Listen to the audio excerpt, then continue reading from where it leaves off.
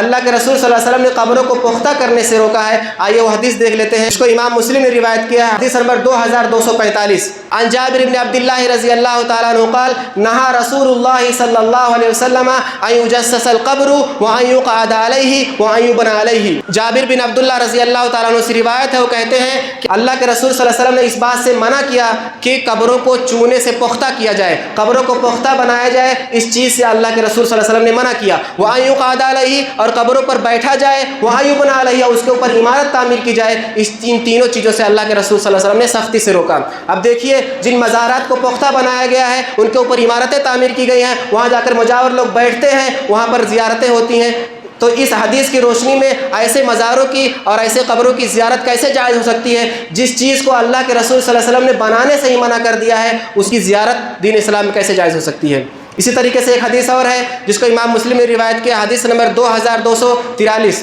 عن ابی الحیاج الاسدی رحمہ اللہ قال قال لی علی بن ابی طالب رضی اللہ تعالی عنہ الا ابعثک علی ما بعثنی علیہ رسول اللہ صلی اللہ علیہ وسلم الا تدع تمثالا الا طمسته ولا قبرا مشرفا الا سویته۔ ابو الحیاج الاسدی جو حضرت علی رضی اللہ تعالی عنہ کے شاگرد ہیں، وہ کہتے ہیں کہ حضرت علی رضی اللہ تعالی عنہ نے مجھ سے کہا، کیا کہا کہ کیا میں تجھ کو ایسے کام پر نہ بھیجوں جس کام پر مجھے اللہ کے رسول صلی اللہ علیہ وسلم نے بھیجا تھا۔ فتح مکہ کے وقت جب مکہ فتح ہوا تو اللہ کے رسول صلی اللہ علیہ وسلم نے حضرت علی رضی اللہ تعالیٰ عنہ کو اسی کام کے لیے اسپیشل روانہ کیا تھا۔ کون سا کام تھا؟ اللہ تدع تمثالا الا طمسته، کہ کوئی بھی پتھر کا مجسمہ، پتھر کی مورتی جتنی بنائی گئی ہے اس کو مت چھوڑو، الا طمسته، اس کو مسخ کر دو، اس کو توڑ دو۔ والا قبرا مشرفا الا سویته، اور کسی بھی اونچی قبر کو مت چھوڑنا مگر اس کو زمین کے برابر کر دو۔ تو اللہ کے رسول صلی اللہ علیہ وسلم نے یہ حکم حضرت علی کو دیا تھا، اور اپنی خلافت کے دور میں حضرت علی رضی اللہ تعالیٰ عنہ نے یہ حکم اپنے شاگرد کو دیا۔ تو اس حدیث سے معلوم ہوتا ہے